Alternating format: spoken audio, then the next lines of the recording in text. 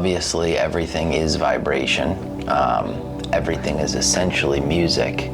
These bowls represent a scale, and it's tuned to a particular hertz, and the A note up to the final note in this set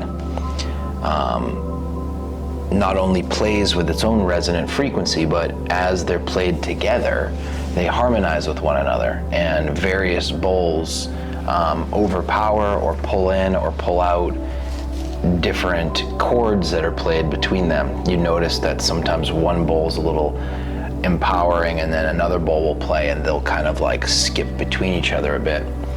The human body carries its own vibrations, and some of them are tendencies or habits that we're stuck with to some degree, whether that's a thought process or a physical ailment or a physical tension that we hold.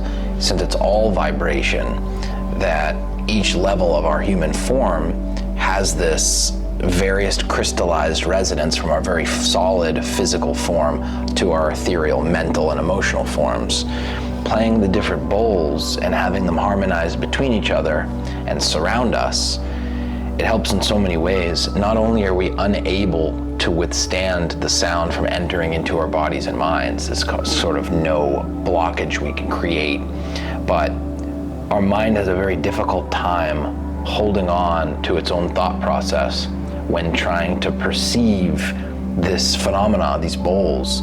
So not only will we start with a relaxed feel and then eventually be carried away from our normal thought process into like a theta state type of perception, but that will also allow our body to dislodge our mind and allow the sound to enter into our body.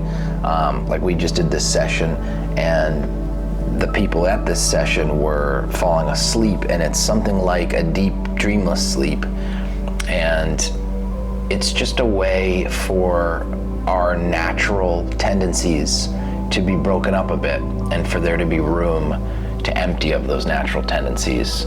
And these vibrations going across and being somewhat randomized make it very difficult for our body to hold on to its tendencies and our mind to even hold on to our perception of the physical. And very quickly we kind of fall into the background, if that makes sense.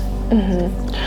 Yeah, could you talk a bit more about like the hertz that it's tuned towards and why that is? And Right. Well, there are natural frequencies.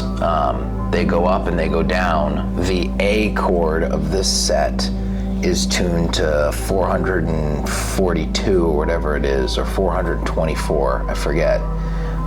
But there's a harmonic resonance that occurs at that tone, and it has a lot to do with the vibrational resonance of the planet. Mm-hmm. There's something called the Schumann resonance, which has kind of been like unhealthy in the last years. But basically, the human being exists as a vibrational node. Some, orders higher frequency than the frequency of the earth, and there's actually a relationship between them. So the earth itself is like a bell ringing, and it constantly has this vibration that it puts off, and we call that the Schumann resonance. But a human being has a similar vibration, and the things around us, traffic, our phones, our thought processes, when they get stuck in a groove and they upset our nervous system, these tones bring us back to the natural harmonic tones that we can find in nature. Mm-hmm. Like there's a science called kymatics, but if you put a bunch of sand on like a particular vibratory resonant plate, the sand will organize itself. And if you're in the right harmonic frequency, then the sand will look like this beautifully symmetrical form. And in between that and the next harmonic note, it sort of becomes dissonant. And what we're doing with the bowls is shutting the human mind down and allowing the body to give up its unproductive vibratory habits and replace them with a sort of emptying of those habits and reconstituting them with natural frequencies that are occurring because of these natural states of sound. Yeah, no, it's fantastic. Just because my audience specifically is obviously a lot of business owners and small business Sure. owners or managers, different things like that. Why do you think specifically, like, maybe this is something that would be beneficial to somebody's routine that maybe is in those sorts of environments regularly? Well, I mean, it's like a truism. Everyone can use some relaxation. Just like if you go to a yoga class, there are so many deep elements of it, but it's like everyone can use exercise. Everyone can use shutting their mind off. The bowls are such that you can't prevent them from working. Your mind will never get in the way. They go right past all those boundaries. And people that are working and stressed, they put up boundaries. They put up walls. So that's how we compartmentalize in our stress so we can survive and stay uniform in our actions without having to kind of like bleed out mentally. But the bowls have this ability to encapsulate your body and mind and move right through you. And having the walls in our mind come down a bit and having our body receiving what it needs, that truism that everyone could use a little nap, a deep level relaxation. You just wake up from that state feeling so refreshed, you know? Like anyone who's ever taken a natural nap that you didn't even want to take, you just kind of passed out and then you woke up. It's so rare, but it's so useful. And it's hard to lay down and get a nap. It's even hard to lay down and go to sleep even when you're exhausted.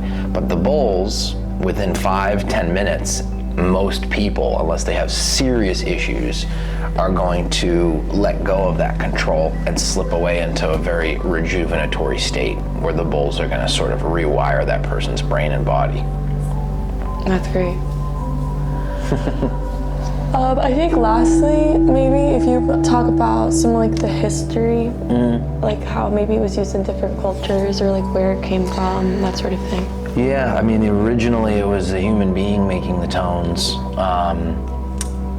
The ability to create harmonics in our mouth works the same as the principle of the bowls. If I ohm, I can pick a note to ohm with, but if I use my mouth, you can hear progressive harmonies that are created, harmonics of the tone you create.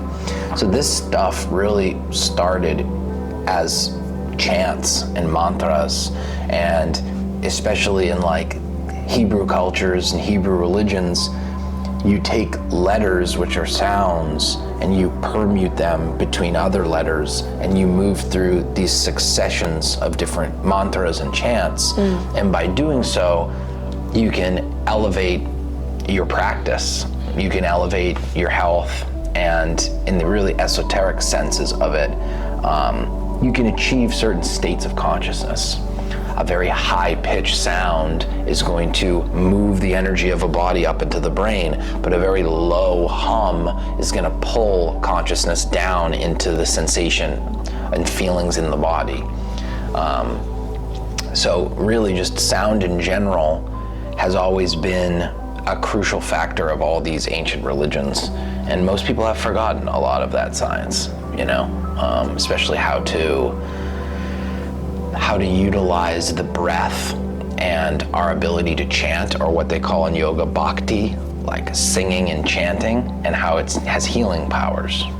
And I was just telling someone the other day that, you know, they found that cats do a tremendous amount to maintain their health by purring because of the inability for the various diseases in their organs to take form because of the vibrational resonance that's occurring when they're purring.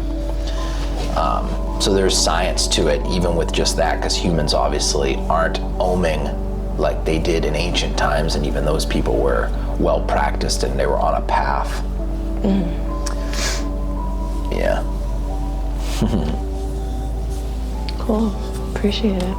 Sound good? Yeah. Yeah. That's good. Thank you. I appreciate you both. Yeah.